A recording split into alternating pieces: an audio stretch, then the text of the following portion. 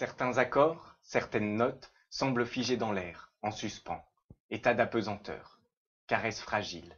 Les mains fines du pianiste volent sur les touches nacrées. Sa musique nous transporte. Fermer les yeux et sentir, immobile, l'élévation, croire aux mélodies sans âge, aux âmes vibrantes d'unisson. Et enfin, ouvrir les paupières sur cet homme dont les doigts semblent tout connaître, mais dont le visage ne laisse rien paraître.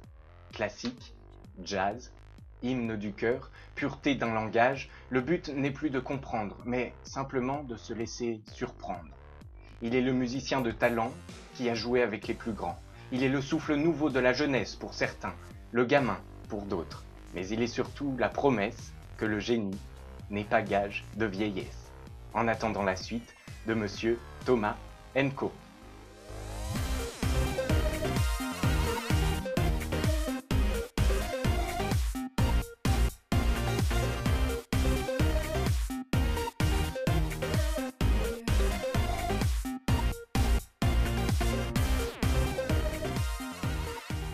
Thomas, merci beaucoup d'avoir accepté cette invitation. C'est un honneur de vous recevoir dans cette émission à Aix-les-Bains. Alors, cette première présentation de vous, elle vous flatte? Oui, oui, bah, en fait, j'ai l'impression qu'on parle de quelqu'un d'autre. Enfin, c'est très beau. Enfin, on dirait un poème presque. Oui, mais elle vous correspond quand même. Euh, Ça, je sais pas. Enfin, en tout cas, elle met la barre très haut. J'espère être à la hauteur. D'accord, on va voir ça. Alors, on va regarder une première photo et vous allez nous en parler. Voilà. Alors, Alors ça, c'est la pochette de mon dernier album oui, qui s'appelle Fireflies. Et c'est un album que j'ai eu l'occasion et la chance de pouvoir produire, coproduire. Donc c'est quelque chose de très important en fait pour un musicien. C'était très important pour moi de passer le cap de la production, d'être capable de, de maîtriser tous les aspects de la production d'un album pour mm, en être pour s'affranchir de toute contrainte de marketing, de toute contrainte commerciale et être le plus libre possible pour servir la musique, être totalement sincère. Et c'est vraiment ce dont j'avais envie au moment où j'ai fait cet album qui est sorti l'année dernière, en fin d'année dernière. d'accord. Parce Voilà. que votre avenir, vous le voyez en autoproduction? Pas forcément, mais en tout cas, de plus en plus, c'est marrant, c'est quelque chose, c'est la liberté, c'est quelque chose, une chose à laquelle j'ai été très attaché toujours. J'ai toujours voulu voyager, être libre d'aller où je voulais, de faire ce que je voulais. Mais de plus en plus aujourd'hui, je trouve que c'est en tout cas en ce qui me concerne la valeur suprême en fait Mhm. d'affranchissement et d'épanouissement en tant qu'être humain. Et c'est pas un hasard si je fais du jazz, c'est parce que c'est une musique qui est basée sur l'improvisation, et l'improvisation, c'est par essence la liberté, enfin c'est une expression de la liberté en tout cas. Donc autoproduction ou pas, je sais pas, je pourrais très bien être aussi produit avec un producteur chez un label, mais qui en tout cas comprendrait et respecterait du coup, parce que quand on comprend, on respecte en général, euh, vraiment ce que je veux dire musicalement et ce que je suis, et qui n'essaierait pas de me mettre dans une boîte qui correspondrait pas vraiment à mon univers intérieur en tout cas. Mhm. Vous avez été primé aux Victoires du Jazz au mois de juin 2013. Mhm. Ces récompenses sont importantes pour vous? Oui, elles sont très importantes. Toute récompense fait plaisir dans quelque domaine que ce soit, mais celle-ci, les victoires de la musique, c'est un truc qui est assez spécial parce que c'est ce qu'on appelle la profession qui vote pour tel ou tel musicien. La profession, c'est donc les producteurs de musique, les journalistes, les programmateurs de concerts, plein d'acteurs différents du métier de la musique. Donc en fait, c'est une récompense qui est d'autant plus gratifiante qu'elle vient des professionnels du métier. Donc c'est une reconnaissance euh, qui encourage énormément. Alors évidemment, ce qui m'importe le plus, c'est la reconnaissance du public, parce que c'est en grande partie pour le public qu'on fait de la musique. Euh, mais voilà, avoir l'aval des spécialistes et des gens qui sont autant de pierres à ce château, à ce monde de la musique, c'est hyper important en Mhm. fait. Parce que vous faites de la musique pour le public et après pour vous? Non, je suis beaucoup plus égoïste que ça. Je fais de la musique d'abord pour moi. Mhm. Mais en fait, à partir du moment où... Enfin, je sais pas très bien. Je fais de la musique parce que j'en ai besoin. Parce que c'est un moyen d'expression. voilà, il y a des gens qui, pour s'exprimer, font de la peinture, mais je pense pas qu'ils se disent, ah, je vais faire cette peinture pour les gens. Mm. Ils font cette peinture parce que c'est un tableau qu'ils ont envie d'exprimer et le seul moyen qu'ils ont d'exprimer, c'est des pinceaux, des couleurs et une toile. La musique, c'est pareil. Et puis, s'y ajoute aussi quelque chose de physique. Moi, j'ai un rapport avec l'instrument qui est très, très fusionnel en fait avec le piano. Mm. Euh, j'ai besoin de jouer du piano. Comme il y en a qui ont besoin de faire du surf. J'ai aussi besoin de faire du surf. mais, mais voilà, j'ai besoin de jouer du piano. Et puis, il y a beaucoup de choses qui sont difficiles à exprimer avec des mots, qu'on peut pas forcément exprimer dans la vie. On est souvent frustré de pas pouvoir dire à certaines personnes ce qu'on veut leur dire parce qu'on n'en est pas capable, parce qu'on n'en a pas l'occasion. Et puis parfois, on sait pas très bien ce qu'on veut dire, on sait pas non plus très bien à qui. Et la musique, comme c'est un langage assez universel, euh, si c'est un langage qui nous colle, moi, c'est un langage qui me colle et avec lequel je m'exprime peut-être plus facilement que avec les mots des humains, enfin, en tout cas. Alors, il y a une rubrique dans cette émission qui s'appelle Copain, pas copain. Mhm. Donc, on va vous montrer des photos Je vais être obligé de dire du mal des gens. ou du bien. Après, ça D'accord. dépend de la photo. Ah, copain. Enfin, copain, c'est un petit peu trop familier de La dire ça, graine. mais c'est donc Birelli Lagrène et j'ai la chance de le connaître depuis que je suis vraiment petit, puisque quand j'avais 4 ans, mes parents ont divorcé, ma mère s'est mariée avec Didier Lockwood, Mhm. qui est donc, bon, enfin, ça sert presque à rien de le dire, mais au cas où, On sait jamais. on sait jamais, c'est un immense violoniste de jazz et qui a beaucoup joué avec Birelli, qui est vraiment une légende vivante de la guitare manouche, pas que manouche, mais c'est quand même de là qu'il vient, du jazz manouche. Et, euh, et voilà, moi j'ai eu la chance de jouer avec Birelli. En fait, je joue aussi du violon. J'ai commencé par le violon avant de jouer du piano. Mhm. J'en joue toujours un petit peu. Et quand j'étais petit, quand j'avais 8-9 ans, Didier Lockwood m'emmenait souvent sur scène avec lui dans des festivals pour jouer un ou deux morceaux, et notamment avec Birelli, parce qu'ils jouaient souvent ensemble. D'accord. Voilà, et bah, maintenant j'ai grandi, lui aussi, et puis on se croise tout le temps et partout. Et je l'ai beaucoup écouté. Donc, copain. Bah oui, Super copain. bien sûr. La suivante. Bouteiller. Jazz à Ah, Vienne. mais oui, mais on le connaît pas bien parce qu'il penche la tête comme ça. Oui, c'est vrai. Ah bah oui, bah super copain aussi. Enfin même si je le connais pas intimement, mais j'ai eu la chance de le rencontrer parce que j'ai joué plusieurs fois à Jazz à Vienne. Mhm. Jazz à Vienne, c'est un festival, c'est plus que mythique. La première fois que j'ai mis les pieds sur la grande scène de Jazz à Vienne, c'était précisément avec Didier Lockwood. Je devais avoir 10 ans, je crois, ou un truc comme ça. Et et voilà, il y avait ma mère dans les coulisses, je crois qu'il m'avait poussé sur scène en disant vas-y, c'est à ton tour maintenant. Et il y avait ce mur du théâtre antique de, je sais pas, 7000 ou 8000 paires d'yeux qui étaient là et j'étais à la fois tétanisé et complètement subjugué par l'énergie qui pouvait se dégager d'un concert. Et j'ai certainement rencontré Jean-Paul Bouteiller à cette époque-là, mais je me souviens surtout de l'avoir rencontré il y a quelques années quand j'ai joué sous mon nom à Vienne, pas dans le grand théâtre, mais dans le théâtre de minuit. Et puis aussi son fils s'appelle John Bouteiller, c'est un saxophoniste ténor superbe qui était au Conservatoire de Paris au CNSM au moment où moi je me faisais virer du CNSM. Donc on s'est un peu croisés, mais finalement on a quand même réussi à se rencontrer et à jouer ensemble. Vous êtes fait virer du CNSM. Ouais, j'ai pas fait exprès, mais Mais pourquoi? parce que en fait je suis parti en tournée en Chine au moment des examens. Ah, d'accord. Et du Bon, ça coup, va, c'est pas. bon, enfin j'ai loupé un examen, il y a eu des problèmes de compréhension des choses, donc ils m'ont viré. Après, finalement, ils ont été sympas, ils m'ont réintégré, et puis moi, j'avais plus envie d'y rester, donc je suis parti. Ouais, ouais. Mais Alors, c'est une très bonne école. copain ou pas copain Oui, suivant. bah copain, bien sûr. Tony Allen, ouais, alors, bah copain, bien sûr, parce que c'est une grande légende, même si j'ai jamais eu la chance de le rencontrer encore. Euh, c'est un des pionniers de l'afrobeat. Je suis pas du tout un spécialiste de cette musique, mais je connais évidemment, comme pas mal de gens, un petit peu les racines de cette musique, et puis Fela Kuti, etc. Donc Mhm. voilà, ce serait Copain, ok. copain, bien sûr. Grand monsieur. Ah, copain, Ibrahim Malouf. Vous avez que des copains en fait. Mais C'est pas oui, mais drôle, mais moi j'aime tout le monde. Je sais pas si tout le oui, monde m'aime oui, bien, oui. mais en tout cas j'aime tout le monde. Et, euh, et Ibrahim, alors, je l'ai rencontré en 2007, je pense. Euh, ou en 2006. Enfin, à partir de 2006, j'ai été soutenu par le Fondation SACEM. Mhm. Le Fondation SACEM, c'était un organisme qui prenait de temps en temps, tous les quelques années, prenait deux ou trois artistes, souvent de jazz, souvent jeunes, pour les aider, leur pour leur donner des ailes un peu financièrement pour leur permettre de créer des projets. Donc c'était de l'argent qui servait. Moi, ça m'a servi à faire mon premier disque, par exemple. Puis ça m'a servi à importer du Japon mon deuxième disque qui n'était sorti qu'au Japon, produit là-bas. Et Ibrahim était là aussi, dans le Fondation SACEM, et aussi Émile Parisien, le saxophoniste. On était tous les trois au même moment. Et du coup, on a joué ensemble plusieurs fois. Et Ibrahim, on se croise tout le temps. Alors, bon, c'est pareil, il tourne beaucoup, je tourne beaucoup, donc on n'arrête pas de se croiser sur les festivals. On est souvent dans les mêmes programmations, mais on n'a pas beaucoup l'occasion de jouer ensemble, même si ça arrive de temps en temps.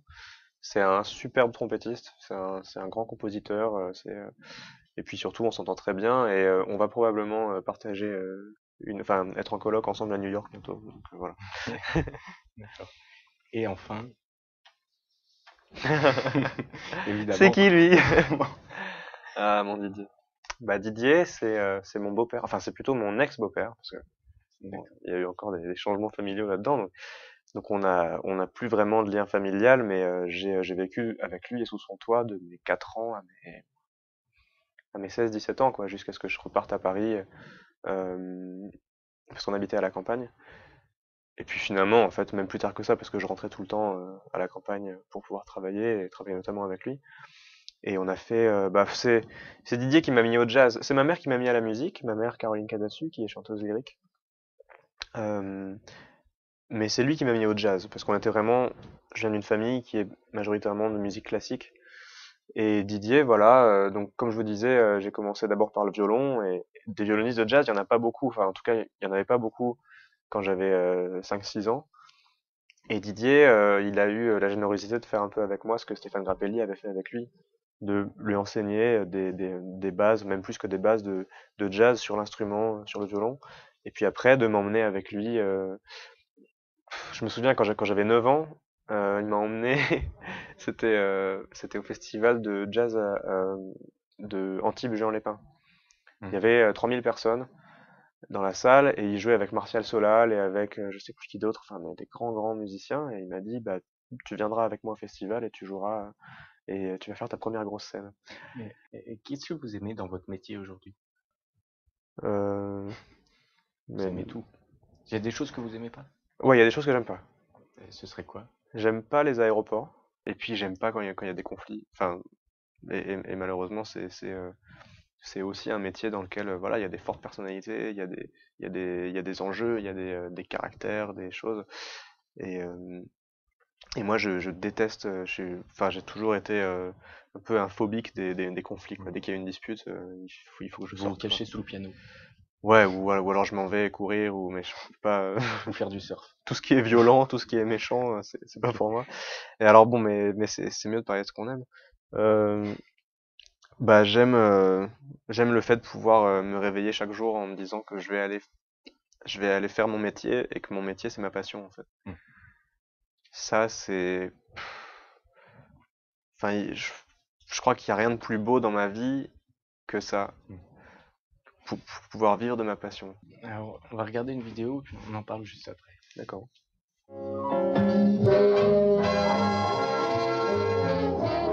The day I look at the TV and I see a show with Duke Ellington, and my heart is, wow. And after, I want the piano. How old were you? 4 ans? 7 ans sans parler un mot d'anglais, venant de Montélimar, d'une famille modeste, etc. Il est parti en Californie. C'est une sorte de conquistador qui voulait conquérir l'Amérique.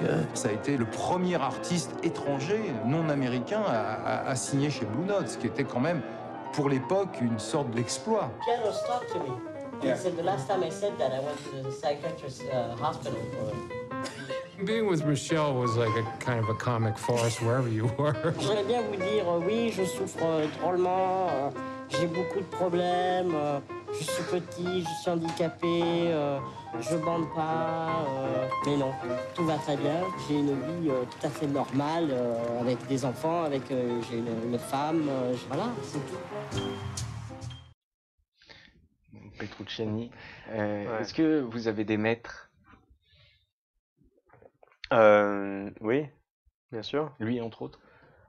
Bah, Ah non, il est pas copain, lui, en fait. Si, il est copain, mais c'est particulier en fait parce que je l'ai connu. Mm. J'étais petit, mais c'était un des meilleurs amis de Didier Lockwood justement. Et chaque été, on se retrouvait au mois de juin pour le festival de Calvi en Corse. Moi, j'étais petit, hein, j'avais voilà 4, 5, 6, 7 ans, 8 ans. Et il était là aussi, Petrucciani, toujours avec son fils Alexandre, qui avait la même maladie que lui, et sa femme. Et il nous faisait rire. Voilà, la vidéo dit qu'il était tout le temps des gars, que c'était drôle. Comme il était petit et bossu et poilu, etc., il se mettait une serviette sur la tête sur la plage et il arrivait en imitant Maître Yoda. Et c'était super marrant, quoi. Et puis j'en ai qu'un souvenir diffus parce que c'est il y a très très longtemps, mais j'ai joué avec lui une fois ou deux, et notamment là-bas. On allait faire un bœuf sur scène avec lui pendant le festival, puis il venait à la maison. Ouais, c'était un mec assez extraordinaire. Et Quand est-ce il est mort, on était très très triste. ouais. Est-ce que vous pourriez nous donner une définition de votre jazz? Moi, je suis très attaché à la mélodie, aux mélodies en général. Donc, c'est un des éléments les plus reconnaissables et auxquels on s'accroche le plus facilement dans n'importe quelle musique. Ce qu'on retient d'une chanson des Beatles, à part les paroles, c'est souvent la mélodie. Et un air de Bach, pareil, et un thème de métal, pareil. Euh, je suis. Après, c'est lié à la personnalité. Moi, je suis un peu un vieux romantique fleur bleue. Donc, donc forcément, je pense que ça se ressent dans la musique. Euh, je crois que le jazz que je fais, c'est une musique qui est assez accessible, qui n'a pas besoin d'être. Enfin, on n'a pas besoin d'être un spécialiste du jazz pour l'écouter, pour l'apprécier en tout cas. Euh, enfin, c'est ce qu'on me dit. Et puis, c'est une musique que je veux ouverte. Notamment quand je suis en groupe, quand je joue en groupe, je choisis des musiciens qui ont une personnalité très forte eux aussi, et j'ai pas envie de les enfermer dans mes codes à moi et dans ma volonté. Évidemment, en tant que leader d'un groupe, on est le capitaine du bateau, mais si on choisit des musiciens, c'est pour leur son à eux, et j'ai envie de les laisser s'exprimer et que toutes les portes soient ouvertes toujours. Histoire que quand on fait un choix, c'est pas par contrainte, un choix musical j'entends, c'est pas par contrainte, mais c'est par envie, par volonté. Donc, j'ai envie de croire que la musique que je fais, elle est très interactive et elle est jamais pareille d'un soir sur l'autre. Et que même quand on est en studio et même quand c'est très travaillé, qu'il y ait une énergie qui soit véritablement sincère et puis qu'elle est sur le moment présent. Mais peut-être que c'est complètement abstrait ce que je dis. Non, c'est ok. Est-ce que vous arrivez à imaginer Thomas Co dans 10 ans? Là, en ce moment, je suis dans une période de ma vie où je veux tout faire, tout essayer, jouer avec tout le monde, jouer partout, dans tous les pays, etc. Et c'est génial, mais d'abord, c'est vraiment crevant. Donc, c'est pas possible de faire ça toute la vie.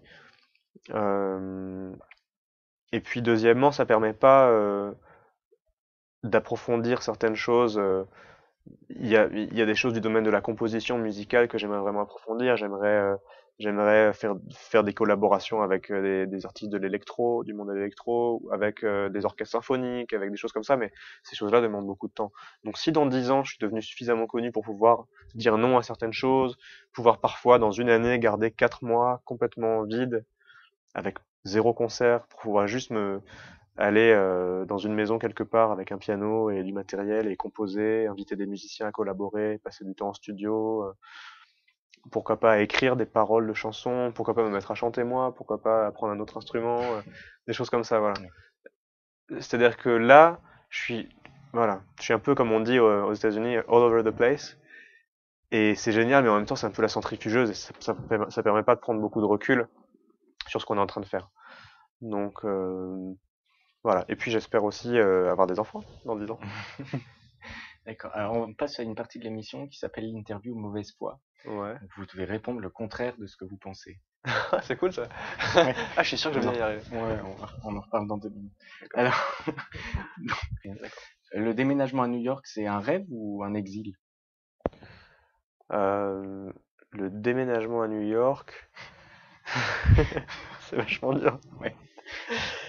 Le déménagement à New York, c'est super sympa, c'est hyper facile.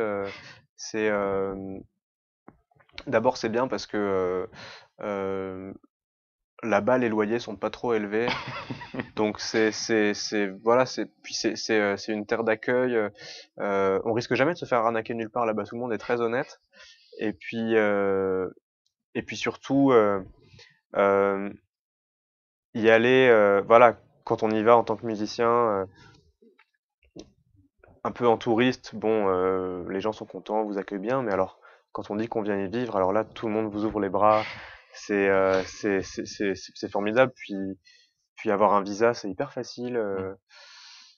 Voilà, c'est un rêve, c'est pas du tout galère et c'est euh, c'est cool quoi, c'est relax. Ah, moi, je suis content Voilà. pour vous, alors, c'est bien. Nougaro, c'est du jazz? Nougaro, oui, c'est du jazz. L'argent, on s'en fiche. Oui. Peut-on vivre du jazz aujourd'hui? Non, on peut pas en vivre. Euh, on peut pas en vivre parce que c'est un domaine dans lequel on peut faire une seule chose. Mm. Il faut être leader ou rien. Le jazz, c'est une musique super élitiste. Ouais, le jazz c'est vraiment pour les connaisseurs. Moi je déconseille à toutes les personnes qui n'ont pas fait au moins 4 ans d'études de musicologie à la Sorbonne sur l'histoire du jazz. Mais que à la Sorbonne. À la Sorbonne, oui, ouais, à la Sorbonne. Ou à l'IRCAM. D'écouter du jazz. Ne mettez surtout pas un disque de jazz. Le pire ce serait d'aller voir un concert. De vous. De moi ou de quelqu'un d'autre, mais le jazz c'est certainement pas une musique qui se découvre en concert en tout cas, c'est horrible. Bon, donc là, j'ai un hommage, votre hommage, qu'on pourra ressortir le jour de votre mort. Ah cool. L'idée, c'est que je vous le lise, vous le Mhm. validez.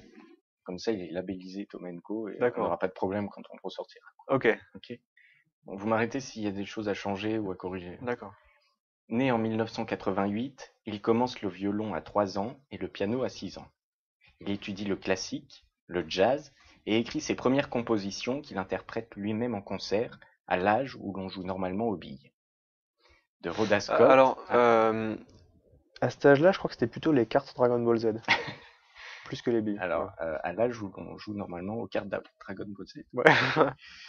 De Rhoda Scott à Johnny Griffin, en passant par Christian McBride et Ron Carter, il a joué avec les plus grands. Ouais. Devenu l'un de ces musiciens prodiges, il a parcouru le monde du bout des doigts.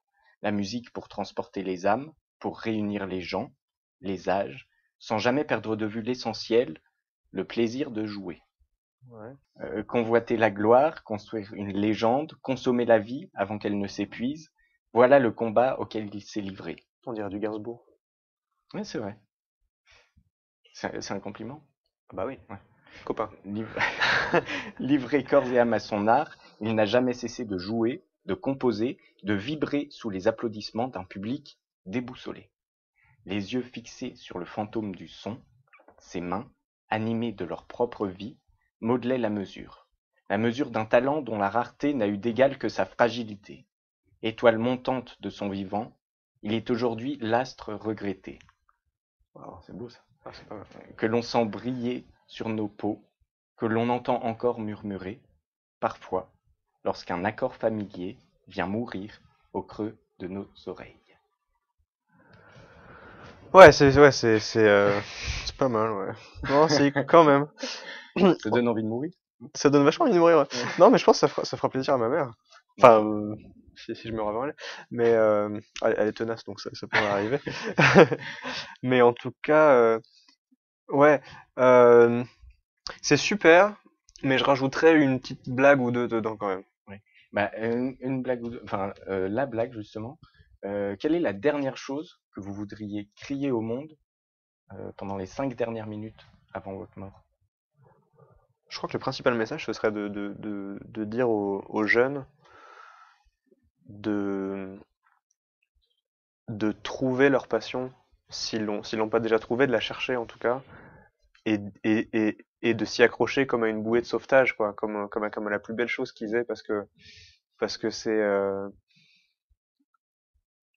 c'est ça, on peut on peut perdre des êtres qu'on aime, on peut ne pas avoir d'argent, on peut avoir des soucis matériels, des soucis personnels, des choses comme ça. Mais si on a la chance d'avoir une passion, d'être investi, c'est un peu comme une mission quand on a une passion, même si elle concerne que nous, parce que je pourrais très bien être passionné par la poterie et faire des poteries pour moi. Mais je pense que trouver sa voie et faire en sorte que sa voie professionnelle coïncide avec sa voie passionnelle, c'est la chose qui peut nous nourrir et nous illuminer et nous transporter le plus toute la vie en fait, de l'enfance jusqu'à la vieillesse, sans interruption. Et, euh, et malheureusement, autour de moi aujourd'hui, je vois plein de gens qui sont un peu perdus quoi. Et dans mes amis, dans les amis de mes amis, dans les gens de mon âge, plus jeunes et même parfois plus vieux, qui sont un peu paumés parce qu'en fait ils savent pas quelle est leur place. Et s'il y a tellement de gens qui se sont interrogés sur la place de l'homme, ma place, quelle est ma place, qu'est-ce que je fais ici, etc. C'est peut-être parce qu'ils n'avaient pas de passion, pas de voie à Il n'y a suivre. pas de sens à leur vie. Bah ouais.